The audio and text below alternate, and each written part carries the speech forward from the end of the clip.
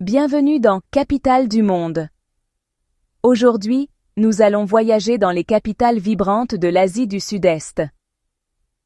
Ces villes ne sont pas de simples points sur une carte, mais des organismes vivants qui respirent avec leur personnalité unique. Nous explorerons le cœur de 5 capitales incroyables, Bangkok, Phnom Penh, Vientiane, Hanoï et Naypyidaw. Chacune a une histoire à raconter, et une aventure inoubliable nous attend.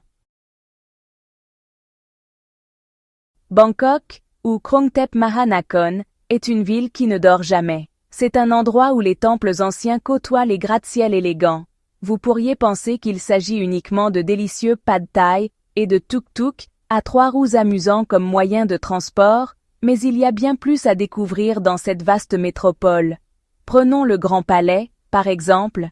Ce complexe éblouissant est la résidence officielle des rois thaïlandais depuis 1782. Ce n'est pas seulement un bâtiment, mais une ville dans une ville, avec des temples, des tribunaux et même sa propre prison, et n'oublions pas le célèbre Bouddha d'émeraude, qui n'est pas vraiment fait d'émeraude.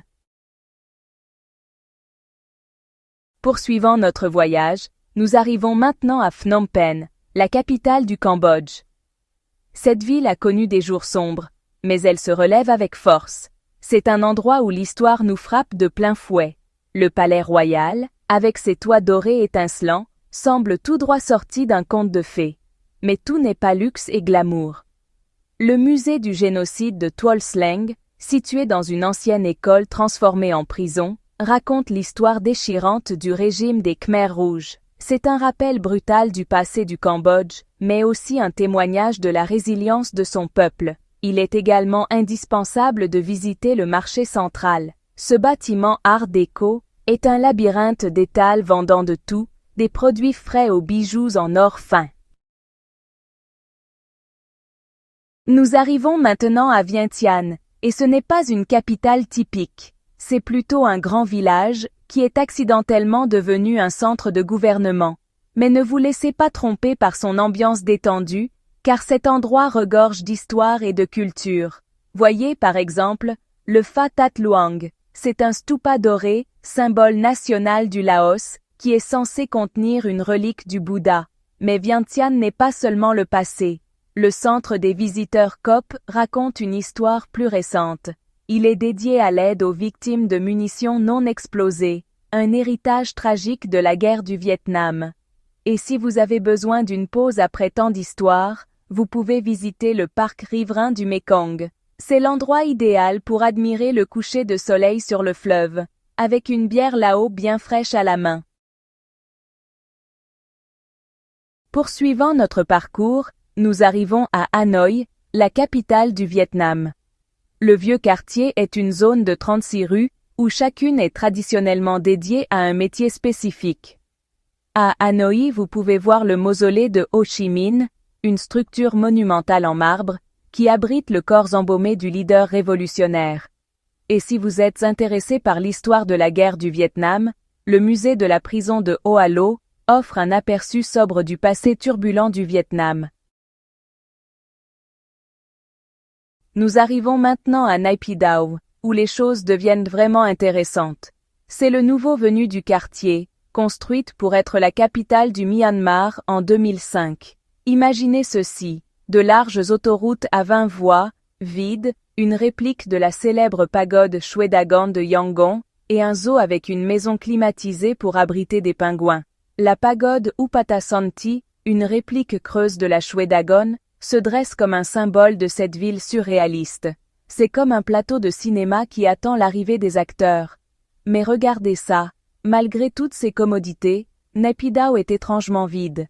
C'est une ville construite pour des millions de personnes, mais actuellement, seule une fraction de cette population y réside. Vous vous demandez peut-être, comment ces villes sont-elles devenues si différentes? Eh bien, il ne s'agit pas seulement de géographie. Bangkok, par exemple, a pris de l'importance après la chute d'Ayutthaya, l'ancienne capitale du Siam. C'est une ville construite sur l'eau, avec un réseau de canaux qui lui a valu autrefois le surnom de Venise de l'Est. Phnom Penh, d'autre part, a un passé plus turbulent. Elle a été abandonnée pendant le régime des Khmers rouges et n'a commencé à se redresser que dans les années 1980. L'histoire de Hanoï remonte encore plus loin, au XIe siècle, lorsqu'elle fut choisie comme capitale de la dynastie Ly. C'est une ville qui a vu des empires s'élever et tomber, la colonisation et la révolution. Mais il ne s'agit pas seulement d'histoire. Ces capitales reflètent fidèlement leurs traditions et cultures respectives, malgré leur modernité. Par exemple, à Bangkok, vous pouvez encore voir des moines vêtus de robes couleur safran recueillir des aumônes le matin, puis tourner un coin et vous retrouver devant un centre commercial ultra-moderne. Vientiane, malgré son ambiance décontractée, est une puissance culturelle. Le Musée national du Laos offre une immersion profonde dans le patrimoine du pays, des temps préhistoriques à nos jours. Et à Hanoï, vous pouvez assister à un spectacle de marionnettes sur l'eau, une forme d'art traditionnel qui remonte au XIe siècle. C'est comme voir l'histoire prendre vie sur une scène aquatique. Mais la croissance rapide s'accompagne de son propre ensemble de défis. Ces villes sont confrontées à des problèmes tels que la congestion du trafic, la pollution de l'air et la préservation des sites historiques. À Bangkok, la proximité du fleuve Chao Phraya est à la fois une grande chance et presque un malheur. D'un côté, c'est l'âme de la ville, mais de l'autre, elle présente un grand risque d'inondation. Phnom Penh fait face à un autre type de défi.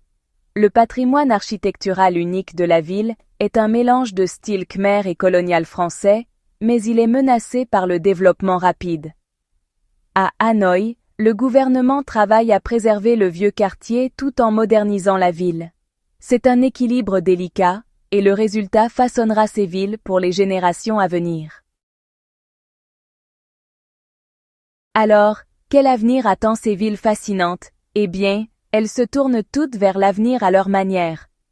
Bangkok investit massivement dans son système de transport public, dans le but de désengorger son trafic notoire. Hanoï adopte la technologie, avec des projets de devenir une ville intelligente. Et Nay Pyi Taw, eh bien, elle attend toujours que sa population développe un grand projet.